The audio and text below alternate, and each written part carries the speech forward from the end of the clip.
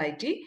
A very warm and hearty welcome to one and all on behalf of Gargi College. Myself, Vandana from the Department of Physics, along with my colleague, Professor Shashi Chawla from Department of Microbiology, are delighted and privileged to welcome the august gathering of esteemed and respected professors, Professor Anurak Sharma, Professor P.K. Aluwalia, Professor Rekha. The speaker for today's expert talk, Professor L.S. Shashidhara from Ashoka University, many esteemed guests, colleagues, faculty members, and dear students from across the country. Today is the second talk of Ask an Expert Career Counseling session, which is being organized under the aegis of National Academy of Sciences, India Science Society program by Delhi chapter with Indian Association of Physics Teachers, Microbiological Society of India, and Delhi Effective Education Pedagogy Cluster as supporting partners.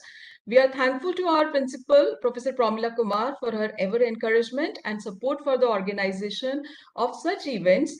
As always, we have best wishes of Professor Ajoy Ghatak and President of National Academy of Sciences, who could not join today, but his wishes are with us. And we are grateful to Professor Anurak Sharma, Emeritus Professor IIT Delhi, currently the Vice President and Chairperson of NASI Delhi chapter, for his immense support as advisory member for the program. I would request Professor Anurak Sharma to say a few words regarding the activities. Hi, good afternoon. Thank you, Vandana. Hi, Professor Shashidhara. Seen after a long time. I hope that all is well. Yeah. Nice meeting you. Yeah. So I will just say a few words about NASI. I think most of the people know about it. So NASI is an academy which was established in 1930 by Professor Meghnad Saha. It was one of the first academies in the country. I think Rajesh Mohan can mute himself. Yeah, fine.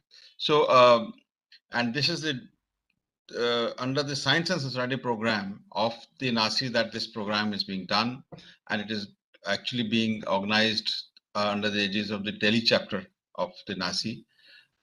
Delhi chapter has been fairly active over the years, and we take pride in that. And we have many programs, and this Vandana is organizing also. This is probably third or fourth program in the year. So we have a number of programs which are going on, and we have today's program is by Professor Shashidhara, and he's going to talk about science, technology, and innovation, which is a very important subject, particularly on the minds of the young students who are looking for their career in this particular area. And I think Professor Shashidhara will have a lot of guidance towards that, how one can actually do things in this area. So welcome you all, and a special welcome to Professor Shashidhara for this lecture. Thank you.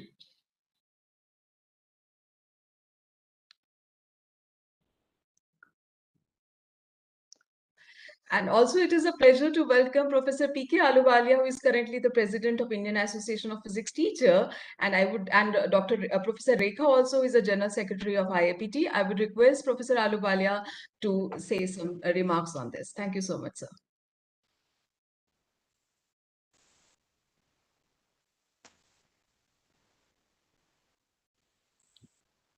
I think sir is in the meeting. Good afternoon to everybody. I'm Professor P.K. Aluwalia from Shimla, and currently I am also part of IAPT program. I'm very happy to see Professor Anurak Sharma here.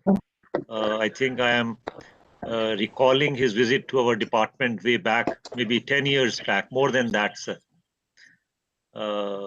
And I'm very keen to listen to Professor L.S. Shashidhara. I'm also happy to be part of the Gargi College program, which I visited for a lecture maybe 3-4 years back. So this is another opportunity for me to connect with the NASI, with the Gargi College, and with Ashoka University also. I think that's a great opportunity. We have heard a lot about you, your university, and I'm really looking forward to this lecture on science, technology, and innovation, future prospects and opportunities. I just want to say one thing and then I'll stop. when we look at our students in science departments particularly, if you ask them that what they are going to do after doing their graduation or after their post-graduation, they always, tell that maybe we will become teachers. And they don't really look beyond that. And I think this kind of a myth needs to be broken.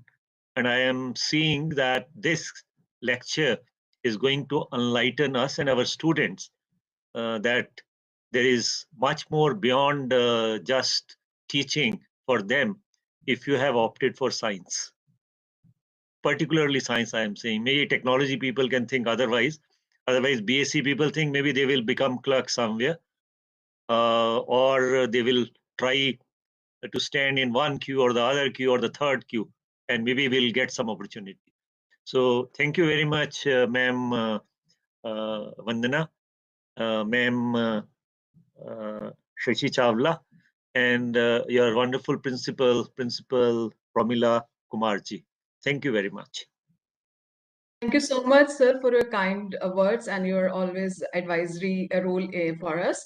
And we will look forward for it in future also. This webinar series aims to provide an enriching and interacting session with the leading experts and distinguished scientists to abreast the participants with the latest development in the key research areas, as well as help them to understand the intricacies of different careers and possible openings for various fields, especially the interdisciplinary fields.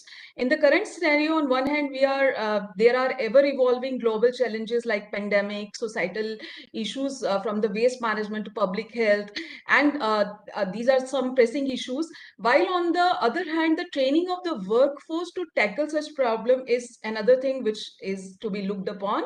And the innovations in science and technology are paramount in this regard, and this can be mediated through the quality education and the capacity building of skilled workforce, which is creative, ready to take challenge, and engaged in innovations proactively.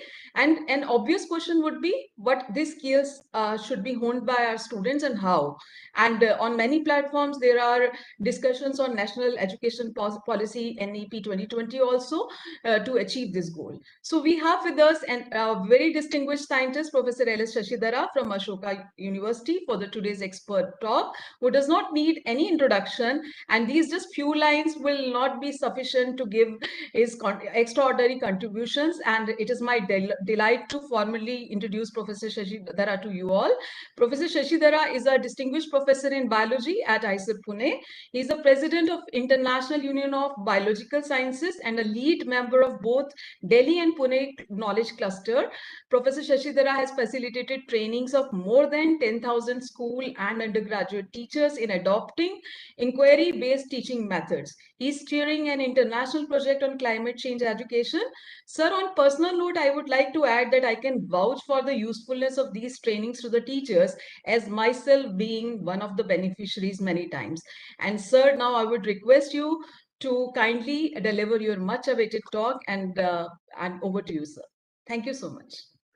Thank you. Thank you very much. Good afternoon to all of you. It was a pleasure to meet Professor Sharma. We were together in some committees of INSA a few years ago, and I think we are meeting after a few years. But of course, because of the pandemic, most of us are not meeting in person for quite some time. It's a pleasure, and thank you also to Professor Ahluwalia for your kind words. And of course, thanks to Gargi College, particularly to Varna, for inviting me to give this. I don't call it as a lecture. I think let's call it as, being part of a discussion session, right? Yes. And the very, the lecture series, what you mentioned, or discussion series is about, providing the career opportunities and new ways of, identifying what the students can do in their future. And what I'll do is I'll maybe for 20-30 minutes, I'll talk about the current status and future prospects, and then maybe we can open up for Q&A for a very long time. Perhaps even Professor Anurak Sharma, Ahluwalia, and Dr. Vanna, Shashi Chawla, you all can join in, providing some more inputs which I may miss in my answer to the students' questions. You can hear me all right, right? I woke up with slightly, Yes, bad sir. throat today. So in the abstract, there is a, I'm sure all of you may have read the abstract. I'll not go into the detail of what's going to be the topic of today's discussion. And somewhere I have written that there is so much light at the end of the tunnel. We only have to wear green glasses, right? So typically we call, I'm sure what goggle is a colored glasses, or you simply say dark glasses or colored glasses. I have deliberately and specifically mentioned green glasses. I'm sure you know why I've used the word green. If not, it will be evident as I speak later. So let me share my slides. Give me a sec. So, I have logged in from another one.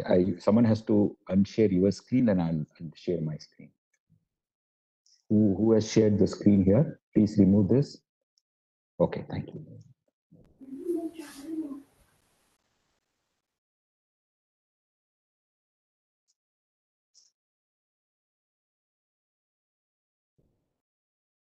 Okay.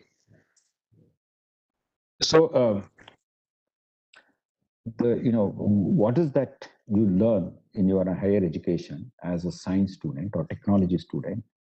And today we don't use the words science alone. We don't use the word science and technology in as a couplet. We use science and technology and innovation as a triplet all the time, right? So if you look at all the government vocabulary, science, technology, and innovations always are mentioned in the same breath, right? STI, we talk about, whenever we talk about policy, we call it science and technology innovation policy. In 2020, Government of India initiated a nationwide discussion to frame the new science and technology innovation policy, which was uploaded for comments in sometime later in 2020 and formally approved in 2021. So hopefully, now that the pandemic situation is somewhat at ease, so hope there will be implementation of the recommendations under science and technology innovation policy. When you talk at the same time, you also know that India framed a new policy for education called New Education Policy, again 2020, considering that it's a sweeping changes in our education system, both school and higher education. It was formally passed through the parliament. Once the parliament accepted it, and the implementation starts, and that implementation, again, because of the pandemic, got a little bit delayed. So NEP 2020 major implementation will happen this year onwards. And there are multiple, various interesting features under in NEP, which will make the education much more useful for students in their personal as well as professional life. It's very important that education is supposed to be, is a transformative education, learning opportunity for students to lead their life. Livelihood or the opportunity, career opportunities should be secondary. We should not always look at the education as something for jobs. Education is not necessarily for jobs. Education is to open up our minds and how to sort of live in a society such as ours without burdening the other people, without burdening on the natural resources. How do we live with certain dignity and at the same time without causing problems to your neighbors? That should be the first aspect of our education. The second, of course, is also to create a livelihood for ourselves. So it has to have a combination of both, and that's what New Education Policy 2020 is supposed to achieve in the coming years. Why do we need education policy every once in a while? Why can't we use the same education policy as it was framed, let's say 200 to 300 years ago? Because anyway, the society, the so-called modern industrialized society, is already 300-year-old in Europe and at least 100-year-old in India.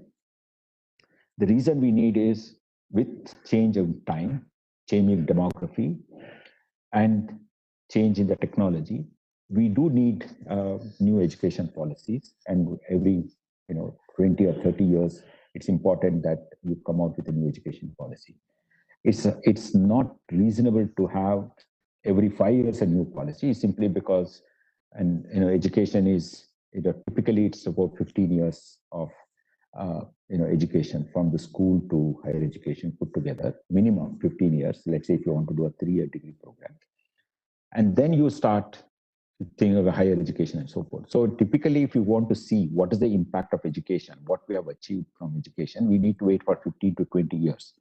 So no point in changing the education policy every 10 years. So obviously, ours is, after close to about 30 years, it's the right time to rethink about education, considering that how much the world has changed since the previous education policy. 1986, the one. And since then, there has been globalization, the liberalization, globally connected world, internet started. Once internet started, the world has changed so much, much more than any other technological development in the history of humankind. Okay. So before that, because you're all students of science, it's important for you to understand what is that you would gain as students of science, right? Is it some content in physics or chemistry or biology that what you sort of learn?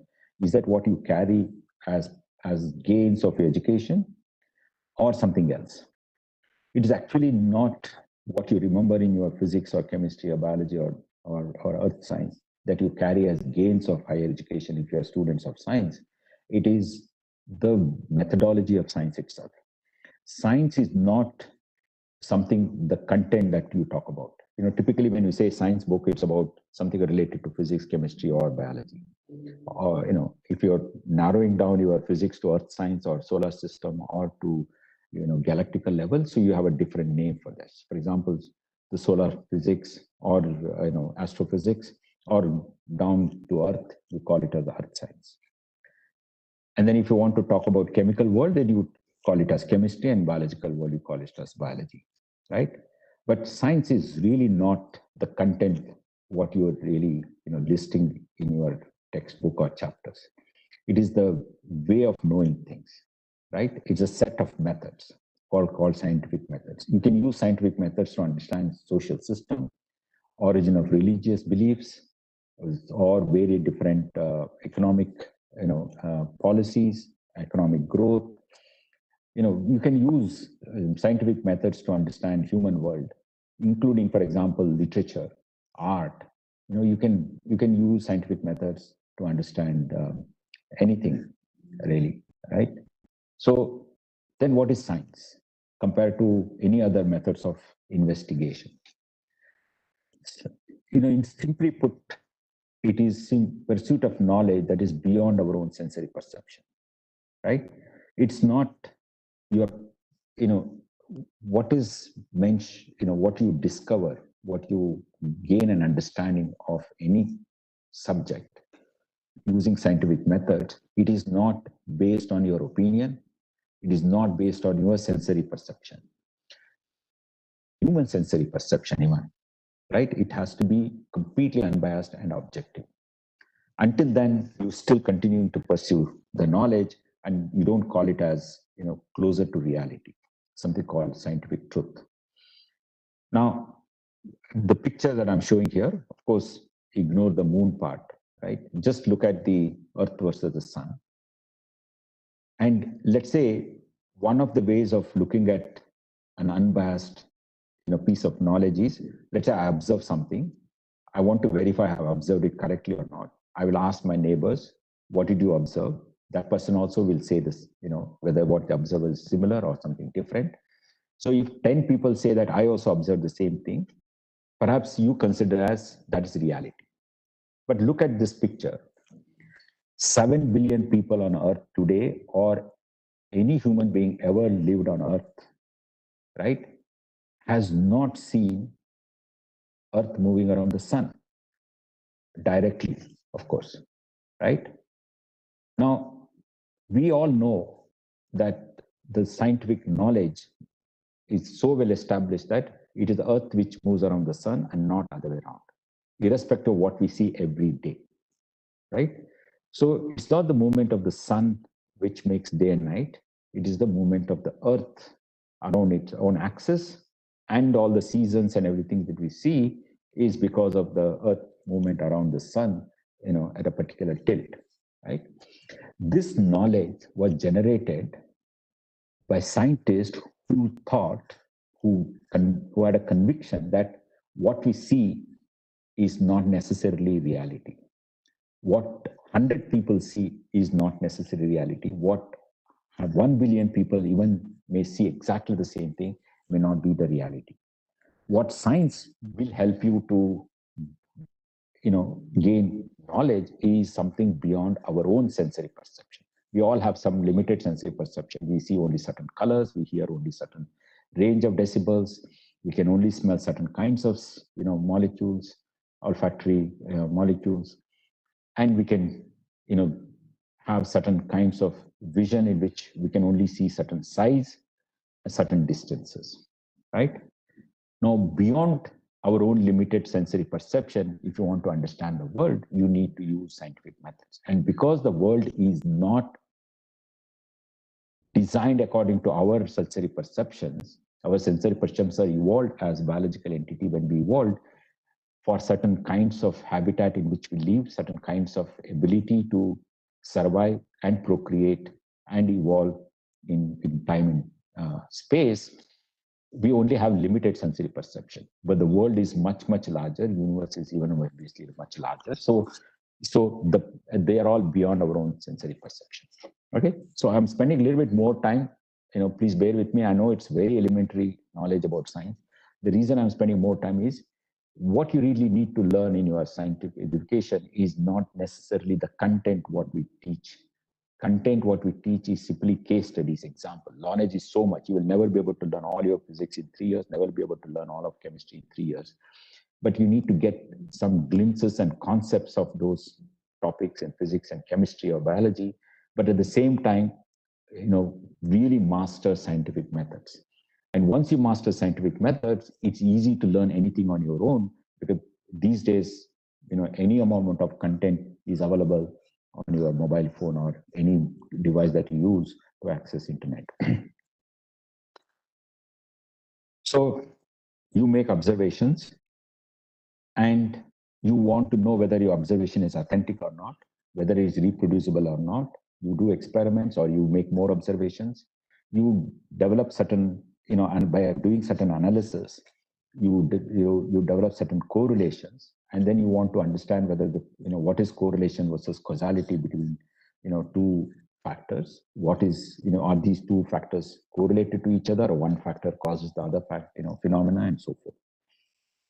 Even after all of these analysis, you still want to validate this, because nothing is proven right unless it is validated independently with unbiased way.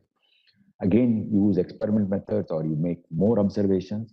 Finally, particularly in the context of physics and chemistry, and now more biology too, because becoming more and more quantitative science, unless you have a mathematical extrapolation of the phenomena, right, knowledge has not reached a stage where it is mature, right? The way Newton used his calculus, where Einstein used mathematics, or our physicists and chemists, even modern day biologists use mathematics, it sort of helps in more generalization and make it much more unbiased, right? So finally, some bit of mathematics is important. Now, again, if you understand the methods of science, if you understand these methodology, one more thing you will learn in your life, which is extremely important for your personal life and also your professional career, that something inherent to science is honesty and integrity, right? If you ask a politician, if you ask a religious person, if you ask a creative artist, it could be a playwright, it could be a poet, or it could be an artist who paints or a sculptor, invariably they will have a personal opinion which they want to stand for, right? Whereas a scientist will make certain observations, let's say frame an hypothesis. As soon as you frame an hypothesis, you won't say that this is my theory, and irrespective of what you say, my theory holds good. You don't claim that you have, framed a theory. Before that, what you want to do is, perhaps I'm wrong, my hypothesis is wrong. Let me validate whether it is true or false, and then you do a more observation or you do an experiment. And when you do that experiments or more observation, you have to frame your or design your experiment such a way that you actually want to falsify your hypothesis, not to prove your hypothesis. No true scientist will say that I want to prove my hypothesis doing an experiment. Every scientist will say I want to validate whether it is true or false. The word validation is used in science and not proof, right? But if you ask anybody else, even all the discussion that happens in public domain about traditional knowledge and all, I want to prove this, we were correct. Most of the time, people will claim that we want to prove, but if true scientists will say, you would like to validate. And as you all know, validation, you have to have a hypothesis, and that hypothesis, you also have a contrasting hypothesis we call as null hypothesis. And every experimental design is to prove null hypothesis and not to prove the real hypothesis that you have based on your scientific knowledge and analytical abilities. So your p-value, your statistical test, all that you do is actually to ensure that your experimental or any other observation that you make, it could be even through simple a survey, right? Like psychologists or social scientists do or economists do, right?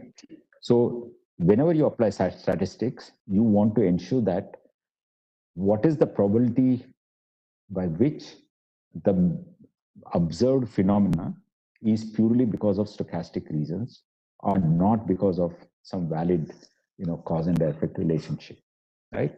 So this is what the crux of what you learn, what you should learn as students of science, the methods of science, as well as the honesty and integrity associated with scientific methods. With these things, you will really, win the world. You don't really need a mentor. You don't need a supervisor. You need all kinds of other support system. You can be more independent in your life because you will develop analytical ability, you will develop critical thinking, self-learning ability. More importantly, you always question yourself. You not only question others, you also question yourself. What comes in your WhatsApp, what comes in your Facebook or Twitter, you question. You don't believe what is said, right? Or which could be on television too. And once you start doubting, asking questions, developing analytical and critical thinking abilities, you can frame an answer for yourself, and you will be more successful in your life as well as in your professional and personal career, personal life as well as professional career. Now, if you look at the way science was being done, practiced earlier days, what all romantics world of science, it could be Jagdish Chandra Bose or C.V. Raman of India, or Professor Meghna Sahaj, Professor Aluwalia and Anurak Mishra, Sharma mentioned about Meghna Sahaj. Those belong to an old world, or older time, scientists who pursued science purely because of personal passion, not because it was a career, not because there was a way to make money or make a living. It's simply because they were pursuing with passion. Same thing with Newton, Einstein, and so forth. But in those days, when new knowledge was generated, it was transmitted across to other places through merchant travelers.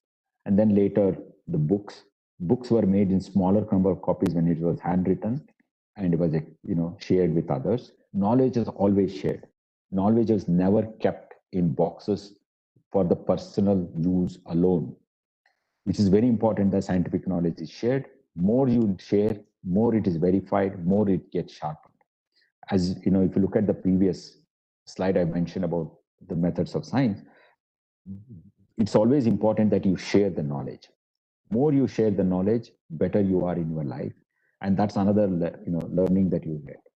For example, we always claim that numbers, the digit 0 and the current numerical system, decimal system, came from India and then went all over the world, right? And it's indeed true that the numbering system that is being practiced in the world has exploited so much, including in almost all aspects of life and for developing new technology and so forth. If it were to be restricted only to one particular group of people in Indian Peninsula, we would not have seen so much of its utility for the entire humankind, right? It's very important that knowledge is shared and transmitted across the world. And post Gutenberg, the knowledge sharing became much more easier. And not only you share knowledge with the help of text, you could also share the knowledge with the help of images, because as you know, one image can tell you more than 100 pages of text, right? So people could draw pictures of a tree, picture of an animal, anatomical features of very different things that you want to discuss, and then you share the printed an image rather than text itself across the world. And now, because of internet, the knowledge is shared almost instantaneously. For example, as soon as people came to know, the very day, I'm sure, the pandemic, I'm sure all of you still remember what happened since December 2019 onwards, particularly in India, March 2020 onwards, because the first case in India was sometime in the beginning of, 31st of January was the first case in Kerala, then subsequently a few cases in February. And, in March, when we started more and more cases in India, SARS-CoV-2 infection, COVID-19 cases. But sometime in the middle of March or end of March, a doctor in New York, for the first time, realized that a severe COVID-19 symptoms is not because of infection, like virus-caused infection. It is the immune response to the infection, because the increased IL-6 levels, what you call inflammatory response, and they call a cytokine storm. Right? The IL-6 is a cytokine, and that cytokine storm is the one which is causing, the damage to very different tissues and organs, and leading to more severe symptoms. And that immediately made people to think that, okay, provide some anti-inflammatory drugs, some IL-6 inhibitors, and so forth, and that became part of therapy. So that's how the knowledge is, being transmitted in real time nowadays because of internet, and which also has, its own utility. And now, since the beginning of 20th century, and more so post Second World War, science all over the world is state-sponsored. When you say state-sponsored, means it is the society sponsors. Society means is the government which sponsors. We all pay taxes to the government. Government uses the tax to sponsor science, which has utility for social good and also including defense purposes. And science is more teamwork. Gone are the days when one Einstein sitting in an office, or one Newton under the tree. If the legend is true, it doesn't matter where he was sitting or standing, but they all worked individually, independently. But nowadays, science is done as a teamwork. Many times it's a team within an organization, like one PhD supervisor and 3 or 4 PhD students and postdoctoral fellows. Or it could be a large number of people within an organization, like a CSR institution. Or it could be a multi-institutional, multi-PI network.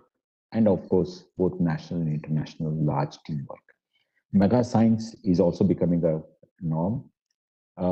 Mega science means very large number of people working together. In physics, LHC, Large Hadron Collider project, it's a mega science. Thousands of people were involved in this, right? To discover the ultimate particle that gives the mass to the matter, the Higgs boson. Or most of the large, astrophysical, research is mega science. For example, LIGO project is a mega science. And in biology, for example, Human Genome Project was a mega science. In India right now, there is a huge project going on called Genome India Project, supported by Department of Biotechnology, Government of India.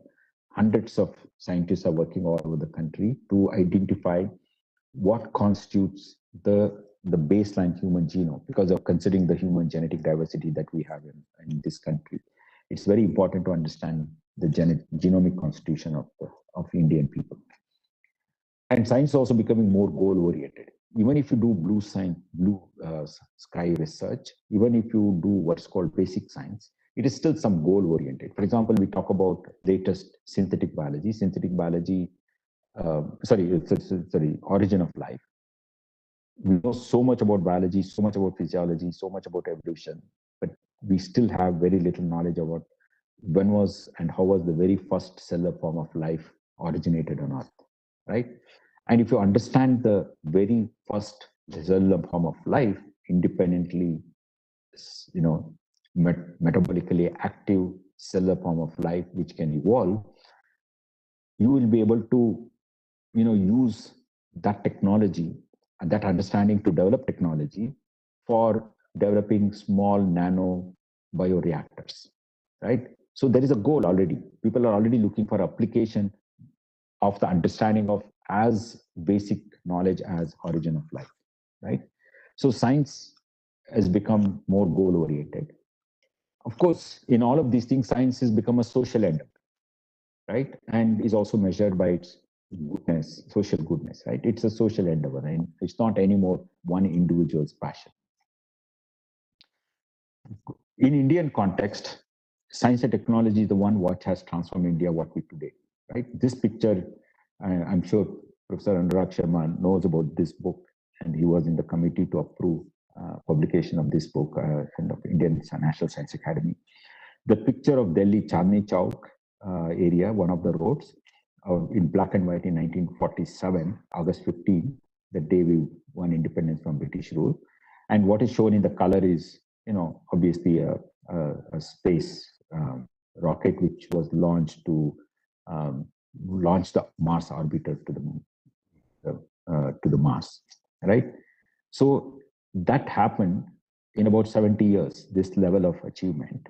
In 70 years, what we achieved is because of our commitment to science and technology education and our commitment to research in science and technology and technological development. And I'll not get into the details since it's just about 60 to 70 years of independence, a country which was considered the poorest of the poor, which was dependent on the food donation from outside the world, became self-sufficient in food to an extent that now we even can donate food, not only export, we can even donate food to other needy countries. IT and pharma, we have done extremely well. Space research, obviously, it is one of the exemplary in Indian contribution to science and technology. And not only IT, our education in information technology or in our theoretical computer science and pure mathematics became contribution to Indian economic growth. It actually helped the whole world also because many of the IT industries are dependent on Indian engineers and mathematicians. And it's remarkable what India has achieved, considering that we were only 12% literacy as when we were independent in 1947. But you're all the students of 21st century. You are looking forward to a career in 21st century. And you have to live a purposeful and meaningful life in your own time. So what are the challenging problems, right? So obviously there are many challenging problems. One major challenging problem is inequality and unsustainable growth. And another challenging problem is, of course, the climate change and global warming. And so obviously India is also, thinking of changing its goalpost, both in education, research related, and of science and technology accordingly. So that's why new education policy and science and technology innovation policies are basically aimed at India becoming a knowledge economy, achieve sustainable and equitable growth to reduce the gap between have and have-nots, and at the same time make it sustainable and environmental friendly.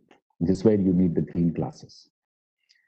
And we need to expand basic science. Without basic science, you can't develop technology, particularly if you want to develop new technologies, locally adaptable, sustainable technology, simply not borrow some technology, whatever someone had developed in USA or in somewhere in Europe or Japan. We need to develop our own technology. Obviously, we need to have a very good foundation in basic science. Without science, you can't have good technology, right? And we need to integrate all of these things, seamlessly in our research and education system, right? And that's the only way we can improve our engineering and medicine fields too. So there are multiple things are happening, many more, which I've listed few, as you know, in the last 10, 15 years. There have been a major expansion in IITs and both new IITs and expanding existing IITs. They're adding new disciplines, new areas of research. As you can see, a buzzword, every new organization or old organization is research, right? And IITs are not simply calling as engineering schools. They are actually research institutions. There are more central and private universities coming up all the time in the country. And the whole news, in the last decade, couple of decades, there are no new types of organizations called ICERs, Indian Institutes of Science Education Research, NICER, National Institute of Science Education Research, is where education and research are integrated related to science and technology. Then specialized institutions like IIST, NIPERS, stem cell institutions, and so forth. Now, both basic science and technology-oriented organization, everywhere there has been a major expansion, and there is also upgradation of the system. The idea is we had to increase our base in science and technology, so for the social good, and it has to be part of both education and research. Now, I have already mentioned your world.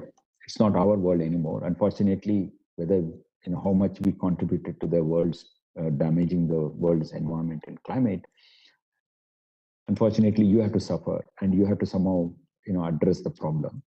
To some extent, we can all work together now, but much of what needs to be done, how we can, how to reduce further damage, how to reverse some of the problems that already caused because of the climate change, all, is the new generation. This even more problem is you don't have the luxury of time, right? Whether the problem of climate change or the problem of unsustainable development or problem of inequity in access to resources amongst the diverse socioeconomic sections of the society, the world is also changing so fast and it's becoming less and less predictable, right? And the aspirations of the people is so apparent. The luxury of time that previous generation had, you don't have that. You need to really adapt to changing environment very quickly, and because the world is changing all the time, right? And you need to have that one. For example, when I was going to the school for 10 to 15 years, even if I look back now, not my life as a student, my parents' life had not had really major change for 10 to 15 years. It was exactly the same routine for 15 years. There was nothing changed on the roads. There were no new shops. There were no new buildings. No single tree was cut. So you could actually make plans such a way that there's no change even after 6 months, right? But luxury is that's not there for you. You need to have your ability to adapt to changing. It should be much more than what we had in our life, in our lifetime. So for that, you need to be better equipped in your ability to solve problems rather than simply know the facts. So you need to know more about scientific methods and some concepts of science, like in some aspects of physics, chemistry, and biology. You don't need to know all facts because anyway, facts are already available at the touch of a button. And we as teachers, and all the teachers who are on the screen today, we also should realize that we simply cannot teach what we learned long ago to today's students who are tomorrow's citizens for a career which doesn't even exist today, right? It may not even exist tomorrow, but it may actually emerge 10 years later, right? So how do we teach anybody when they had to live in a world 10 years later? We don't know anything about what would that world will be like, right? It will be unfair as teachers for us to teach something which is completely useless for the students when they had to lead their independent life 10 years from now. That's why our teaching methodology has to change. Vanna mentioned something about the teachers training program I was part of. Under Ministry of Education, those days it's called Ministry of Human Resources, MHRD. We used to organize these teachers training workshop to how to make teachers, how to make pedagogy more inquiry-based or research-based, so that students learn these skills, which are more important than the facts and complete detailed knowledge about very different scientific facts, whichever the subject you teach. what are required by studying science is the student should gain these skills: analytical ability, ways of connecting knowledge to the problems to identify solutions. That's what innovation is all about, right? Innovation is simply application of knowledge to solve the problems.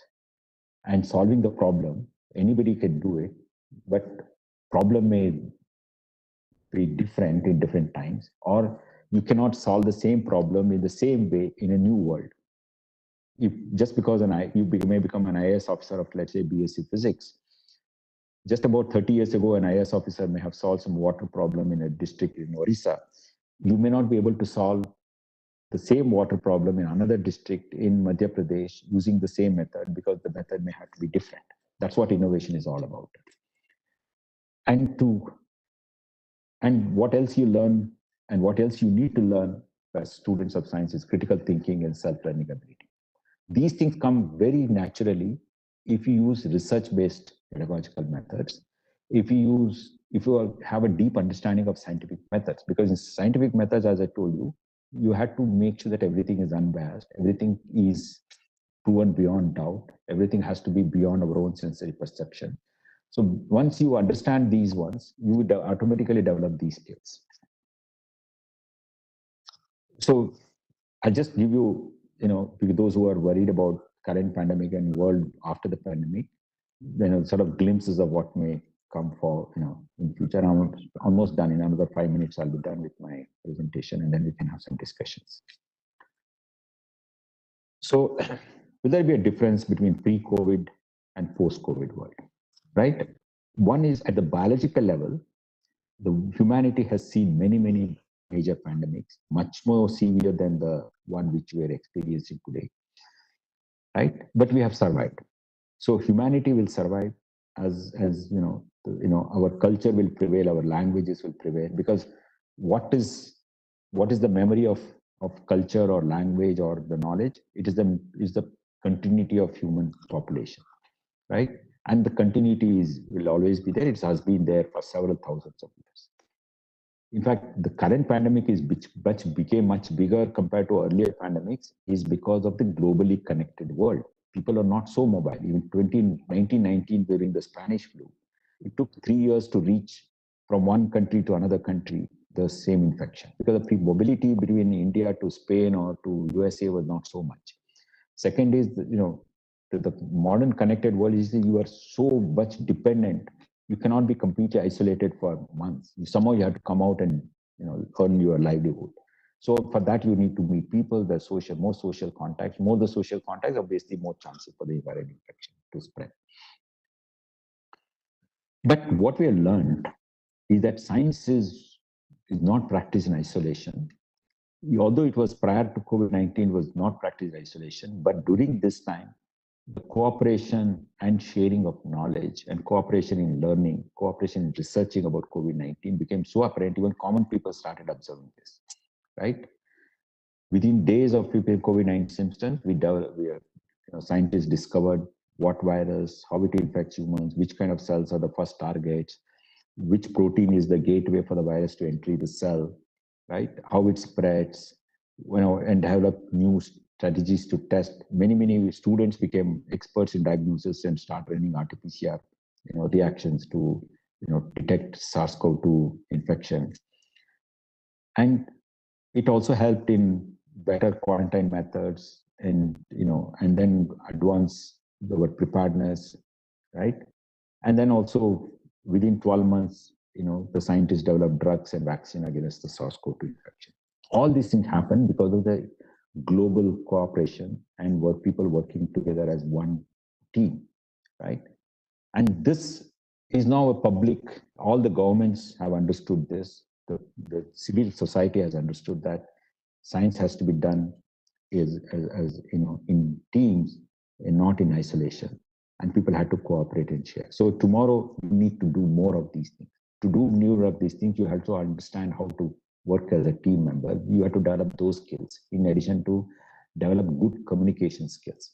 Without talking to people, expressing your thoughts with certain clarity, use the right language, you will not be able to communicate well. So communication skill for scientists as important as communication skill for a politician or or an IAS officer.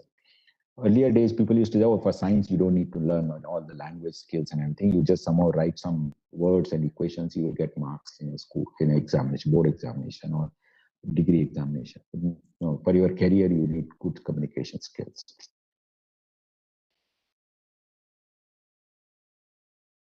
So what is important, this is all for the policy, this is what the government will do, spread of more basic science, ability of scientists and students to laterally shift to new areas, because many biologists became epidemiologists, many epidemiologists became virologists, many physicists became virologists, many fluid mechanics people in physics, they started designing, sort of rooms or, laboratories which can sort of,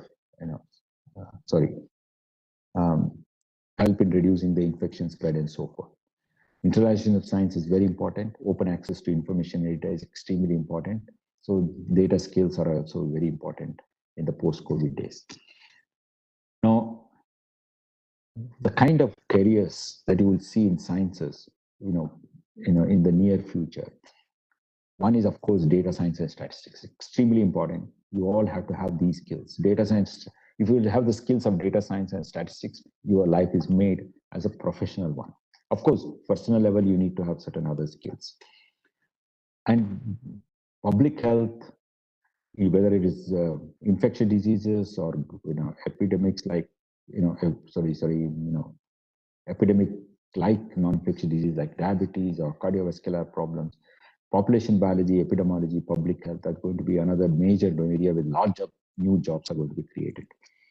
Because the world is growing very fast and climate change and other problems, sustainability is going to be the main buzzword for all developmental programs. Whether you become an IAS officer or become any corporate chief, you need to have sustainability skills.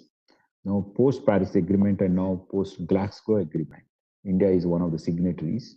All over the world who are signatories of these agreements need to improve their carbon footprint. That means they have to reduce their carbon footprint and improve the sustainability index. And for that purpose, every industry, every organization, even schools, campuses, or college campuses have to have certain sustainability, indices satisfactory to the greenness that is to be achieved in the world. So you need to have those skills. Biodiversity and conservation skills, not necessarily everybody, but those who have those skills, easy to get jobs, easy to develop careers. And environmental law is going to be very, very, major field for new career. This requires both understanding of science, understanding of ecology, understanding of biodiversity, and law, right? Communication skills are already mentioned. As you can see here, interdisciplinarity is the key. So take just one example. Being a biologist, I'll use the word biotechnology. If you want to build a successful career in sciences, let's say you're a biology student and you want to build a career in biotechnology. It could be a job or it could be your own enterprise. One is you have to have a strong foundation in genetics, evolution, biochemistry, cell and molecular biology, and physiology. They are the foundations of biology. You cannot simply say, I'll do molecular biology and become a biotechnologist. These are what people were thinking earlier days, right? I know how to clone, I know how to make purified protein, I can become a biotechnologist. But now we know, look at the way, very different, pharmaceuticals or biological, biopharma products are used, and how much of the limitations in a fast-changing infectious disease paradigm, right? So this is why you need to understand some basic genetics and evolution, biochemistry, because no protein functions in isolation, and it functions in a milieu of this one. That's why physiology is very important. Computational skills, without data science these days, you cannot achieve many things. You can also reduce the number of trials if you have good simulation skills. By simulating many things that you normally would have tried through experiments, you can reduce the number of experiments. You can speed up your development of new product, research and so forth. So entrepreneurial skills. Entrepreneurial skills is not only to set up a startup or your own company. Entrepreneurial skills is to the entrepreneurial management skills that is required to reach the goal post, right? What are entrepreneurial skills? Today I put in 1 million rupee investment, and I want to ensure that in 3 years I get my 1 million back with interest. Forget about the profit, right? I have to make at least $1.5 million. You have to think variety of different ways to ensure that you get back your $1.5 million in 3 years, obviously using, proper legal processes and using just ways, not unjust ways. Entrepreneurial skills in your professional career will provide you exactly the same. What are the different ways you can legally, ethically correct method and avenues to reach the goal post in set time? You set 2 years or 3 years. That's what entrepreneurial skills is all about. And having a formal education entrepreneurship will help you to reach the same thing. I'll stop here. Thank you very much. Sorry, I took longer than I thought, in this presentation. Hopefully, we'll have some time for discussion. I'll stop here. Thank you. Thank you so much, sir, for your valuable insights, which will definitely orient us to be more passionate about what we do. And education is, in your words, education is to open up our minds, not for the job, and coexistence to live with harmony is another message which is very clear from this, and which is the need of the hour, whether we talk about our neighbors or we talk about the climate change. And your justification and your analogy with that revisiting of the educational policy, and that has been done after so many years, is also the need of the hour. And scientific methods can be used to describe any field, and that field can be it is basically a systematic inquiry which you are telling, and can be employed to any field in order to express that thing. And your the earth sun system was so beautifully argued to show the case that how to correlate observation to your analysis to hypothesis, and finally the validation. And like what we see has to be substantiated by observations, and then this whole protocol has to be followed with that, and the generalization with the help of mathematics and statistics, and working with honesty and integrity are the key, which I think all of us would be taking home this message, and especially our students. Critical thinking, self-learning, theory of not believing, and passion is the paramount for sharing and social aspect of science. Sir, thank you so much for putting these valuable insights, and now the house is floor for discussions. I would request Professor Shashi Chawla to please continue further. Thank you so much, sir. Thank you. Thank you very much. Thank you, Vandana. And thank you so much, sir, for this talk. Actually, I mean, I hope students who have been hearing you have got motivated, and they are ready to understand. Like we have been, as teachers, we have been telling them that this is the need of the hour, actually, to develop all these skills. So there is one thing which I wanted to ask you before I open this house for discussion, because as a teacher, now that we are open in physical space, we have started going to colleges, and literally Delhi University was out of bounds for students for at least 2 years. So now when I see the students, like we feel that they're lost. I mean, they're so confused at this moment, because they have not got any practical knowledge, and they couldn't do practicals, obviously. And how to motivate them? That is my main worry at this moment. I mean, how do we inculcate that interest in science, even though they say, okay, they'll go for further studies and everything. But then, as a teacher, we see some, what shall I say, थोड़ी सी निराशा दिखती है sir उनके चेहरे पे. So what to do about that? Understand, the pandemic has not been, been very kindful to, anyone. It's been extremely damaging, not only our health and morally, and, and also our killer of enthusiasm of young people. It's true that, the transition from the school to colleges in India is much more than anywhere in the world. Because the way we run our school system, it's almost like, we run your, small kindergarten many times. Up to 12th standard, we spoon feed our children, both at home as well as Right. Very true. And fathers physically feed the children up to their 12th standard and comb their hair and send it to schools. And at the same time, the college, we expect them to be completely independent. But this pandemic, the 2 years transition, which is anyway difficult, has made it even worse. So that's why our students are a bit at loss. So again, as I told you, these are all, problems we always face in our life in different levels and different degrees, and some maybe more, depending on which socioeconomic, sections of the society we belong to. If you look at ways of addressing this is, bring some real life problem, which they are very familiar with.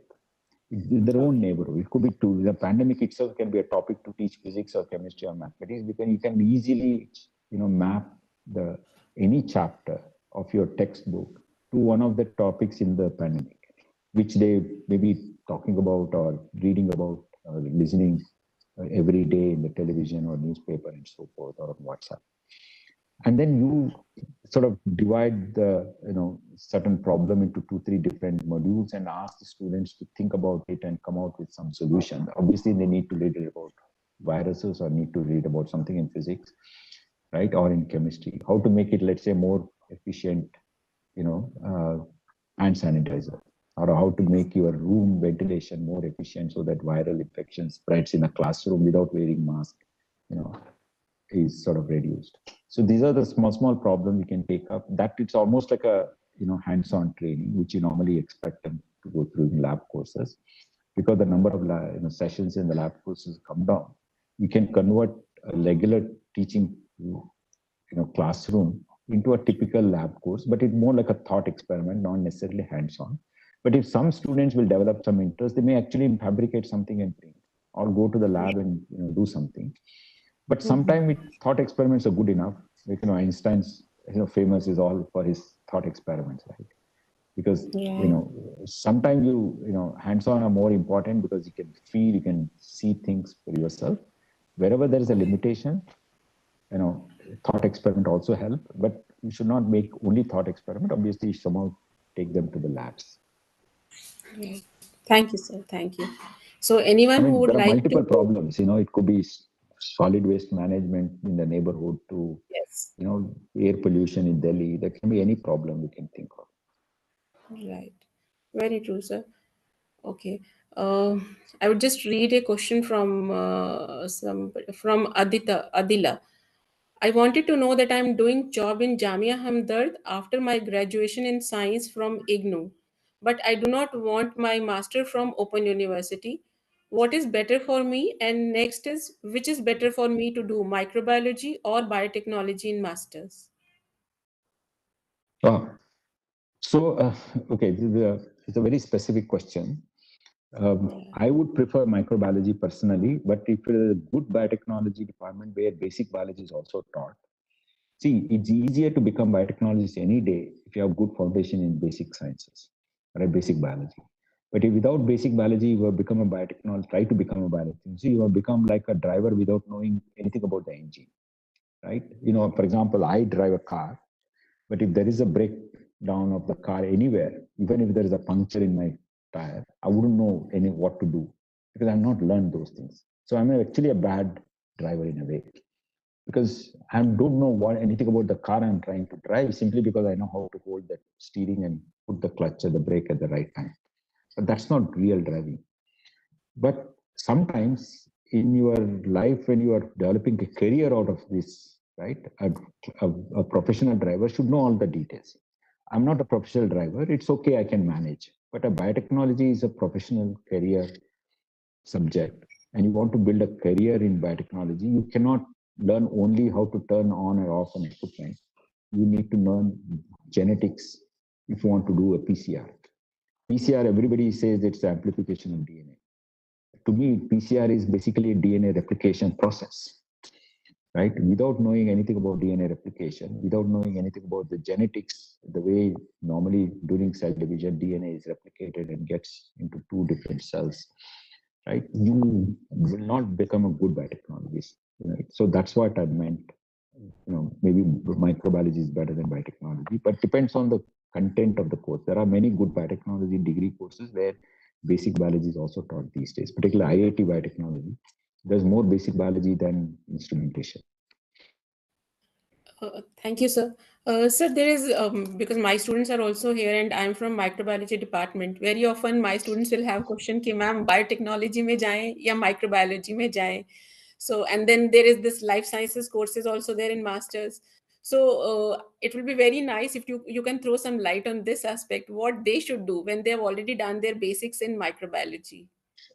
Okay, so what most biotechnology is derived from microbiology, because even today, people are talking about making vitamins in banana, fruits, and other things. Finally, today, that mass scale, any biotechnological product using bacterial system, right? And there are multiple aspects to this. One is understanding the bacterial growth curve and to how to maximize the growth, the number of cells per milliliter or per liter flask or per 10 liter fermenter, because there's always a saturation point and you will not be able to produce. Second is when you are making a specific product like insulin in bacterial systems, when it's expressing a foreign protein in large quantity, its own physiology will get affected. So growth will reduce. So you will not be able to achieve large scale production of insulin. How to adjust this physiological balance? Obviously, you need to learn physiology, right? So and then most importantly is to make any product, you have to do metabolic engineering, right? These days, a lot of biopharma products are basically by metabolic engineering. You can make vitamins, or you can make other products and so forth.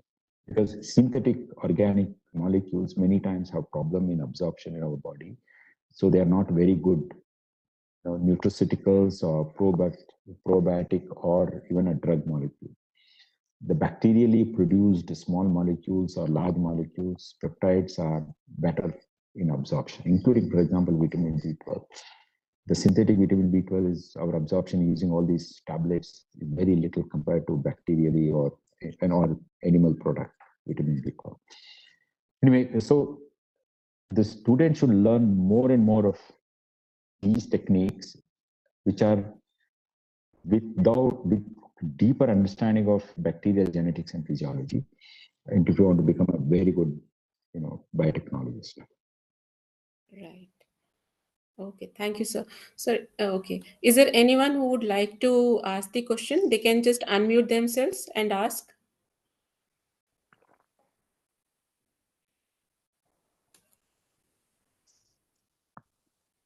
Sir, I'm Indu Takar Sidhwani, and I'm the retired teacher of this college, and I'm into greening of chemistry education. And I really enjoyed listening to you. It was a very thought-provoking talk. And I think you talked about sustainability also, and about the laws, the history of, science in a way. So I was reminded of Werner's coordination theory, how he designed experiments and it took so long to come to a conclusion. Sir, green chemistry and sustainability is two sides of the same coin. And in green chemistry, we try that, not to use the depleting sources. And we say, for example, in catalysts, we use enzymes rather than, depleting your precious metals. And so much research is going on for using the baser metals and so on. And I give an example of dry cleaning, where we use very toxic chemicals, and these days they have been using carbon dioxide as a dry cleaning agent. Now people may say that carbon dioxide is a greenhouse gas, so how is it helping? So we use carbon dioxide, which is given out as a byproduct of some other reaction and so on. So I think in our college, we have been, trying to make our labs very safe and healthy by designing various, experiments and so on. And it is really helping. Say, for example, H2S, which is really toxic.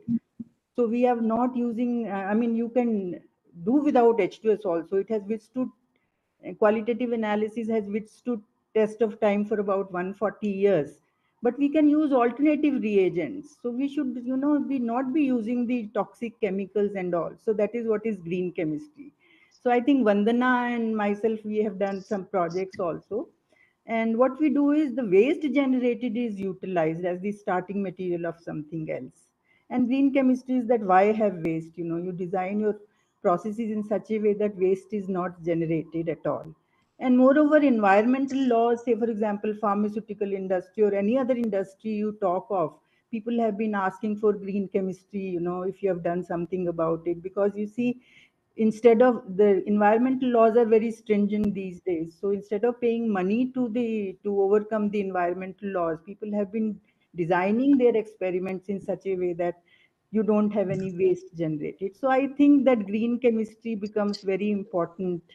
I mean, as a part of, No, extremely. In fact, green chemistry is going to be another large, the job, provider, like, agriculture, technology, and other things.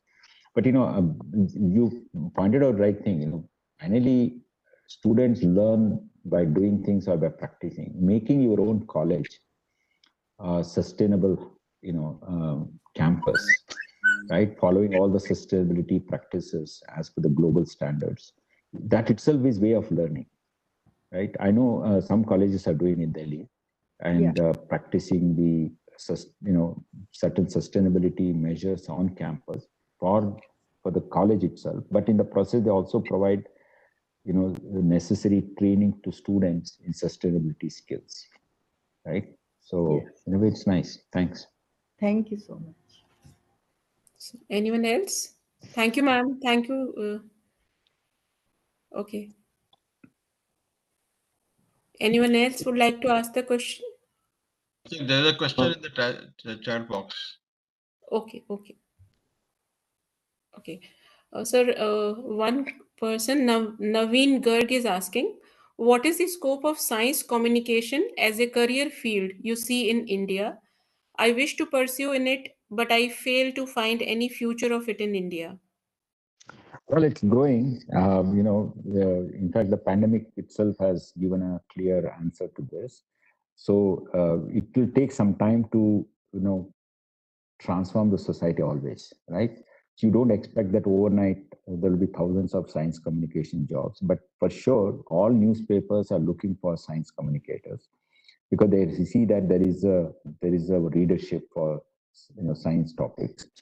Second is the government itself, very different government organizations need to have communicators to talk about very different societal benefits they are bringing out, but it has to be explained in a very scientific way, because unless you explain properly, this people will not understand the benefit. For example, let's say there is a measure to reduce uh, organic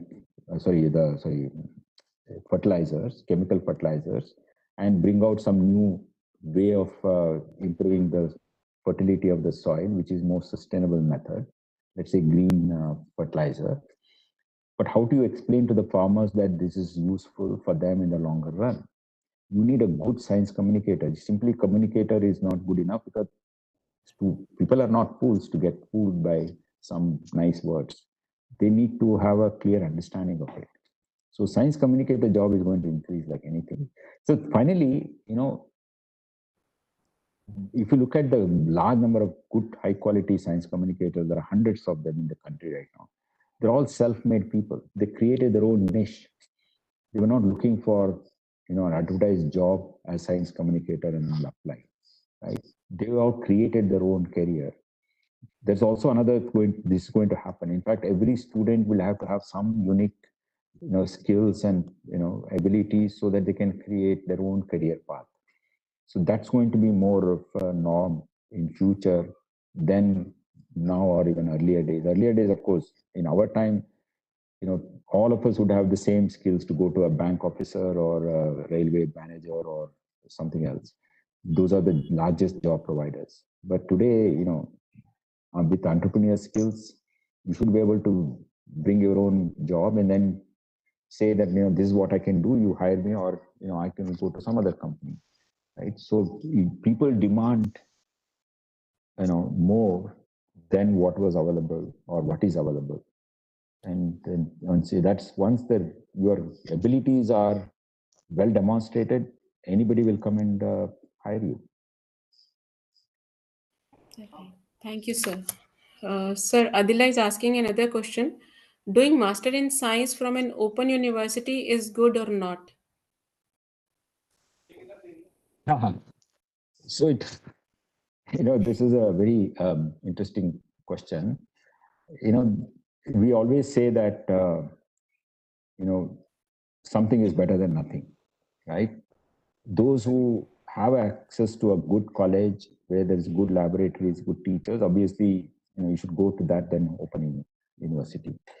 Who don't have even a college in 100 square kilometer area and the only option is open university, or you are working and you want to do a master's while working in some job, obviously you need a evening college or open university is better.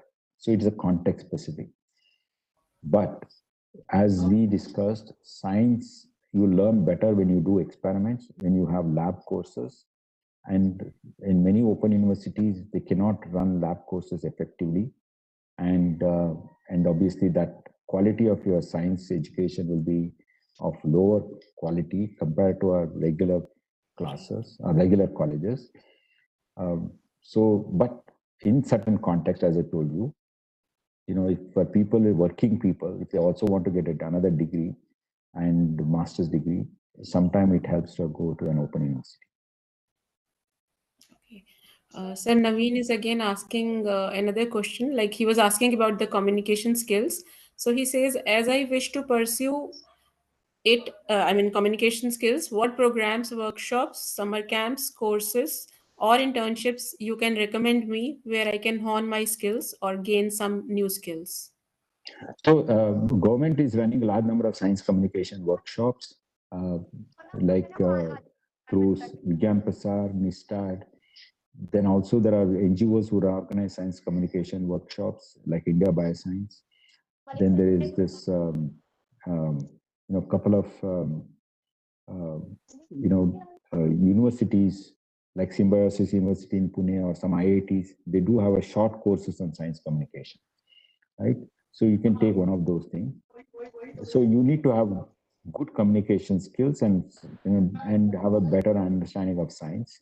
What you need to do in science communication is combining the two, right? You don't really need one full degree in science communication, right? You need to have a good degree in science. You should have a natural communication skills or well-developed communication skills, and then you can combine the two.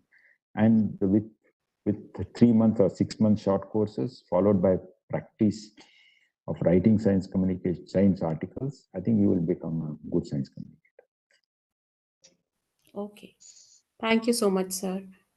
Okay, I see another question from Dr. Kriti. She says, where do you see the role of artificial intelligence in biological sciences? Best possible ways to pursue it for students having background in biology specifically. Okay. So I see AI and ML everywhere. You asked me where do you see? I see everywhere, because biology is becoming more quantitative. You need to do a lot of meta-analysis, and AI and ML is the only way of, unbiased way of doing this meta-analysis. Let's say you want to compare apple to orange, the proverbial apple to apple or apple to orange comparison. Biology is about apple to orange comparison because it's very diverse. No two human beings are the same. No two infections will lead to the same kind of symptoms, same kind of diseases. Outcomes are so different. For example, in cancer pathology, you need to analyze the images, pathology images, to understand the prognosis of the cancer. And simply, however trained the pathologist's eye is not good enough to subclassify responders versus non-responders to give insights about the treatment method to an oncologist. So, or genomics, for example, the amount of data that you handle in genomics or transcriptomics, all kinds of omics that we do in modern day biology, whether it is for applied, basic, or translational, you need AI and ML based approaches, because otherwise you will only, looking at, all scratching the surface of a problem using our conventional computational methods, or simply our using our, our own brain without computational aids to try and, making correlations, because we are dealing with thousands of genes, thousands of proteins, multiple factors, whether nutrition to genetics or immunological or geoclimatic. There are hundreds of different factors that we need to correlate to, a problem. So AI and ML is going to be the norm almost. Okay, thank you so much, sir. So if there are no more questions. Dr. Chawla, can I ask a question? Yeah, Yeah, I would sure, like to ask. sure. Sir, there is a need to increase manifold times the internships and hands-on experiences for undergraduate. So, sir, how this gap can be leveraged? Because there are very few who can get it on a professional manner. So, sir, how this gap can be bridged? Yeah, so the internship is only to develop, these research skills or innovation skills, what they call. But the only way, because the higher education is expanding at much faster rate than our research landscape. So the total number of research labs or research organizations or research groups, computational, theoretical, or experimental, are much fewer. It's going to be always fewer, because like a pyramid, right? At the top of the pyramid, you need some high-end research to be done, and the middle of the pyramid is where undergraduate students, and the bottom of the pyramid are school kids. So you can't expect that every undergraduate student or school kid will have an opportunity to do internship. The only way to give them the benefit of doing an internship is by actually conducting small projects, team projects within the college itself. In a way, for example, you can say in summer, those who are not going outside for internship, let's say about 20 students are left behind. You give them 3 or 4 different problems to work, and then you give them methodology in which they have to follow. They learn research methodology in the process, and they also develop writing skills, because they have to submit a report to you. They may have to develop a new product or device at the end of the one, so they also learn some of these fabrication skills and so forth. So finally, what they do during internship can be, get done in the college itself without having major resources for this purpose. Finally, they had to learn problem-solving ability, right? It could be a very simple, straightforward project on campus itself. So that we have been doing as a part of Star College Grant and many other projects for last many years, but still there are very limited resources in the college itself. So we also can't cater to. So yeah, if I mean, it can be using taken data, up. Using data science or observational science, not everything has to be hands-on. Even, field work, for example, ecology related, can be good observation, making notes. See, finally, students will develop the same research skills by making observations, not necessarily doing experiments. Observation is also like an experiment. Where you observe is as important as what you observe. So obviously, you need to design all of these things. That's what experimental design is all about. Only now we started doing this lab-based experiment last 100 years. Much of the earlier work was all observational science, right? What Galileo did or Newton did are all observations, not designing specific experiments. Sir, another small query is that what would be your take on this, that in MIAL, actually it is the domain specific people are different and those who know the coding are different. So how can this be, again, there has to be bridging of the gap to be done, because that may be also one of the hindrance. Collaboration. So interdisciplinary collaboration is the key, not necessary that, see, what happens is one has to, you can't be master of, very few people can be master of both. But it's easier to be a master in biology or master in data science.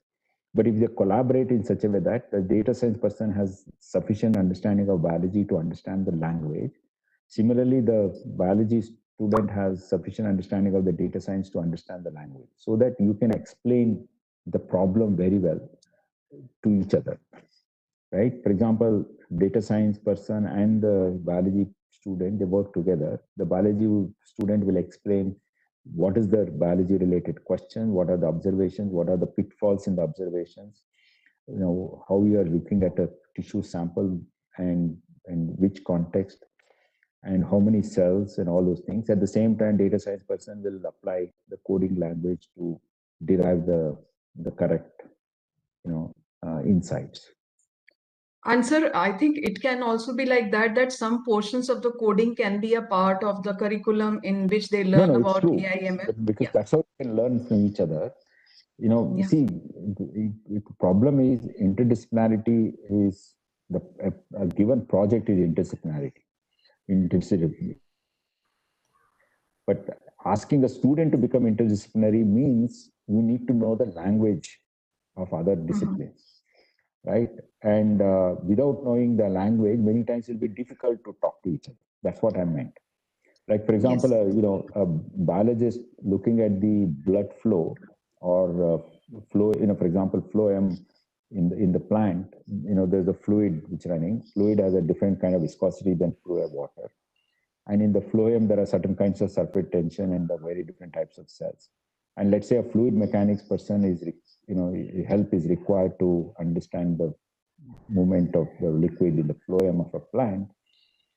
You have to explain to the fluid mechanics person in a particular way. And fluid mechanics person also should be able to explain in a very simple way to a biologist to understand all kinds of, the terminology they use. They use, you call them as English, but their language is so different to each other. You want to understand even one sentence of what a physicist would say to a biologist or a biologist say to a physicist, right? So that's what interdisciplinarity is required today. Okay. Thank you so much, sir. Thank you. Thank you. Thank you, Vandana. I think Professor Aluwalia also wanted to interact. I've seen him a couple of times opening his video and then he finds somebody else talking. So would you like to talk? Yeah, thank you very much. Thank you. The famous physics teacher, I'm worried now.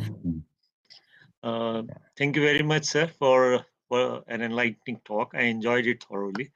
Thank you. And I think in the last 2 years, pandemic has taught us many bad things and many good things. And one of the good things is that I'm talking to you from my home. It's like, one-to-one talk. And I think this has to be really made a kind of a permanent thing to connect with the students. In the sense that earlier, we used to shut our shop, say, by 5 o'clock. But today I don't find that I can shut my shop at 5 o'clock. Student can interact with me. He may ask, I want to meet you. So I'll say, okay, come on, let us have a meet then. So that kind of a situation has happened. In IAPT, we have been, conducting a national graduate examination in physics. And experiment is a very important component of that. So this time that was to be conducted because it was designed like that. So what was to be done? Very innovative ideas came and a kind of a kit was suggested to the student who was to appear in the test, that this is the kit which you should be ready with. And then you will get instructions during a time, and via auto proctoring, we will see you that what are you doing? And then we will decide who is the winner. So that kind of a situation which is happening, is something very, very enlightening and also very encouraging. And reason why I am saying so is very simple. That if I go to Delhi and if I go to some place in Himachal, I think the way schools are run at two places or colleges are run at two places or universities are run at two places is an entirely different situation. We will find that in Himachal, the remoteness may really not let us think about those things which people are thinking, say, sitting in Delhi. I mean, and I think teachers are also not enlightened. I was listening to when you were being introduced that you have run workshops for inquiry-based methods with school students, teachers, and so on.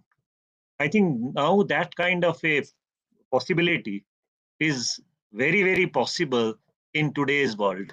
It's not now that remoteness can really stop us from doing things, because even a small smartphone you can see in Pangi, the most remote place, say in Himachal Pradesh, where they are connecting with us. That is the kind of situation which has happened. I think that is what requires, as people say in climate change, adaptation is the key to everything. How we adapt to these new realities. And I think I would like you to suggest, with these kinds of things available to us, how doing science, there was a very interesting question. Should I do from the open university or from a regular university? And sir, please forgive me to say that even in open university, people are better placed than in a traditional university, because traditional universities, what has happened is that conducting experiments has become a kind of a farce. Please forgive me for that when I'm using this particular term. I think we should try to make best use of such things, and I would like to comment on this aspect. Yeah, I know. So there's no doubt that technology has helped and going to continue to help us learn. Because technology is not only about outside the education system. Technology is also important for education itself. In fact, inquiry-based or research-based learning methods are better with modern technology than through teacher-student interaction, because the teacher can actually post questions and provide clues, in a very nice way through technology, so the students will, make them to think. For example, you can, design a game in critical thinking or analytical ability, skills.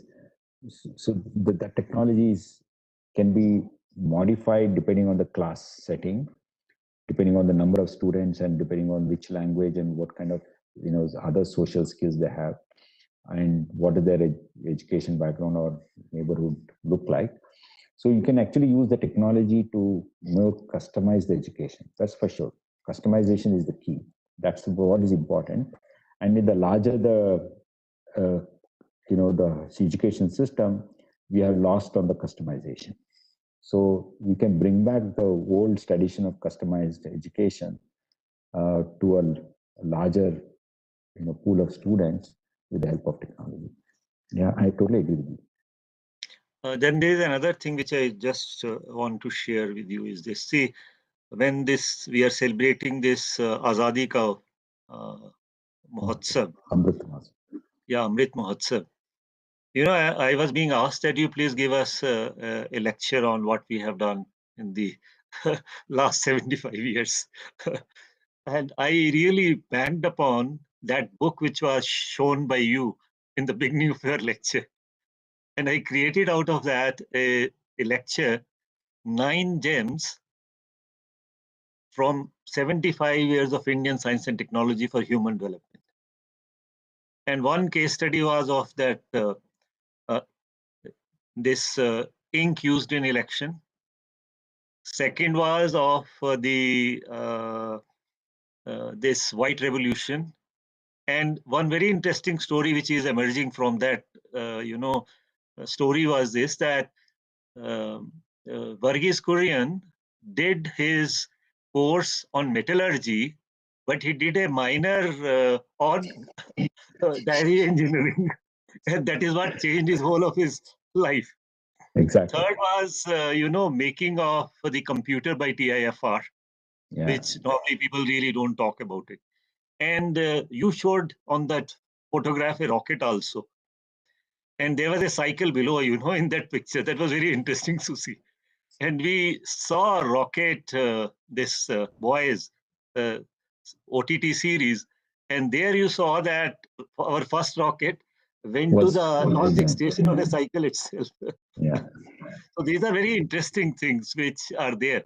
And when, students were raising questions about science communication, I think today there are so many opportunities, particularly, I'm really fascinated by podcasts. Students don't need to really go and learn things somewhere, but start following that medium to create their own, audience also. And they can see their number growing, and people are learning lots of things from there also. And finally, I'll just share one very small story which I like very much. Whenever I go in a interaction with the students, I always share that story. And it is actually a dialogue between two Nobel Prize winners. And the dialogue is between Arnold Penzias, who was given Nobel Prize for microwave background radiation of the universe, and other was between I.I. Rabi, the famous atomic spectroscopist.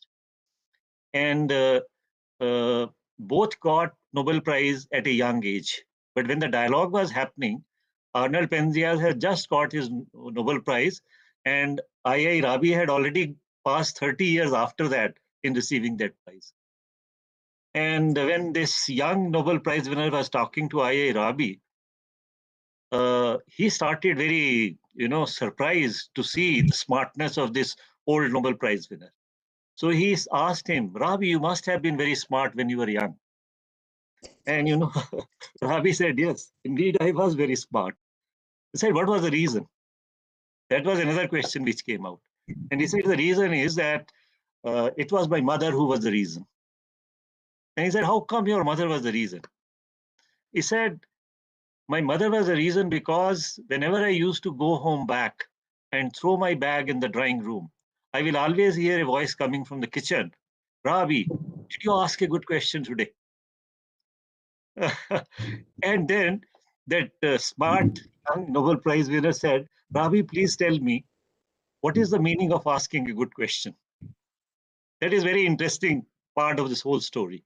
He said, the meaning of this is that when you ask a question, what happens is that sometimes you do not know what you do not know. By asking a question, you come to know what you do not know. So I think that part needs to be emphasized at all levels. I think instead of doing a project, let us have a question answer session. I mean, let us raise questions. All the doubts should be raised and let us try to get something out of that. I think that kind of training is actually needed at all levels. Otherwise, what we find is it's a one-way traffic. Yeah. And how really we break that one-way traffic and make it a two-way traffic in the classroom is very, very crucial. And I really would like to thank you. And I think I would like to invite you to our programs in IAPT also, sir, so that our community may also get enlightened. It was a wonderful talk which I had listened to. Thank you. Thank you. Thank you. Thank you. Thank you, Professor Ahluwalia. And there is one comment in the chat box I would like to read because I also echo the same sentiments. This is regarding Open University as well as the practicals in the colleges. Dr. Vandana Luthra says that this is true with especially IGNOU. I mean, the kind of quality, the standards are very high. They organize laboratory with the help of regional centers. Like at certain colleges of DU, they are doing their practicals. And even in our colleges, was also one of the Center for Sciences. And so that's why new distance education can help to practice two passions. I mean, one can go with the open universities as well. So that is what she is saying. And moreover, sir, the kind of practicals which we do, they are very extensive, very elaborate in otherwise routine courses also. Like it's a good quality practical course which is being given to the students who are doing their graduation at DU colleges. So this just I wanted to add. So now I will invite Professor Anurak Sharma also. Sir, would you like to comment? No, I would just like to say that, we had a wonderful lecture, a wonderful talk, and wonderful interaction. I mean, I expected it from Professor Shashidhara. In fact, I had told Vandana that I will probably leave in between because I had some other engagement, but I actually postponed that engagement. I said I should continue here. I cannot miss this. Honor that you attended this lecture. So, but what I would like to in the discussion with Professor Ahluwalia was also saying, and there's a general sentiment that the laboratory work in the colleges or the universities actually really gone down these days, and those kind of things. What I feel is that at the center stage is the teacher. Ultimately, I mean, the teachers have to take more and more interest in running the lab. I mean, what is happening these days that that aspect is also, one has to sort of look at why the laboratories are not running the way they are not running. similarly in the class also, whether the students are asking questions or not, like Aluwalia said, asking questions is very important. And these days you give a lecture and nobody asks any questions because they think that they will learn later. They will learn later. They will see a video or they will see something.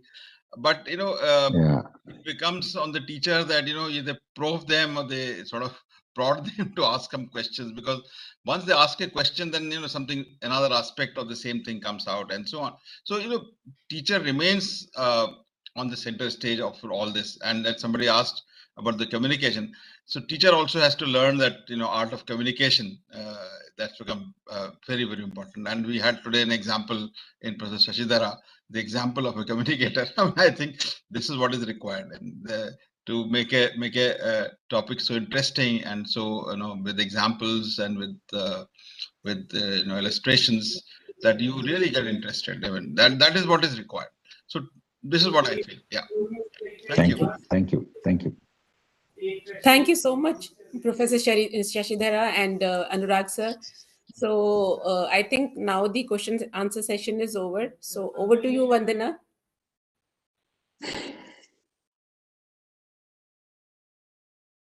Vandana, please unmute yourself. Sorry about that. Yeah. Thank you so much, Professor Shashi. After this interactive and enlightening session, it is my delight and privilege to propose the vote of thanks. I would like to thank our principal, Professor Pramila Kumar, for providing immense support and inspiration for organizing this webinar. I wish to express my sincere gratitude to our eminent speaker, Professor Shashidhara, for such an insightful and informative talk on science, technology, and innovation, and particularly the future prospects. We are sure that this has provided useful information to all the participants, and also this opportunity was provided to us by National Academy of Sciences India under the Science Society program. I, Vandana, along with Professor Chavla, are extremely thankful to the Academy for providing us with this unique program. And I'm eternally thankful and grateful to our respected professors, Professor Ajoy Ghatak, who is the president of NASI, and Professor Anurak Sharma, who is the chairperson, as well as the vice president of NASI, for this constant support and mentorship. I would like to add, Sir Professor Ajoy Ghatak also wanted to attend this lecture. Today his son is coming from London, and he said that he won't be able to attend, but he has expressed his best wishes to us. And a special thanks to all the officials at NASI Prayagraj for their constant support. And we are thankful to Professor Aluwalia and Professor Rekha for their valuable support, and IAPT, MSI, and Deep Sea to be our supporting partner for this enriching support to us. And also a special mention of Mr. Anush Bharadwaj for taking care of all the technical work, and also our laboratory and administrative staff for their cooperation in organization of this event. Finally, I must thank all the enthusiastic participants, both faculty members and students, for attending this webinar and making it interactive. We thank you all being with us today, this evening, and we look forward for your participation in the forthcoming webinars as well. Thank you so much, sir. Thank you to all. Thank you very much. Thank you so much. Look forward to more interaction in the future. Definitely. Yeah. Sure. Thank you. Thank you. Thank you so much. Thank you, everyone. Thank Thank you. Vandana ji. Thanks, Professor. Thank you, sir. Thank you so much. Thank you, sir.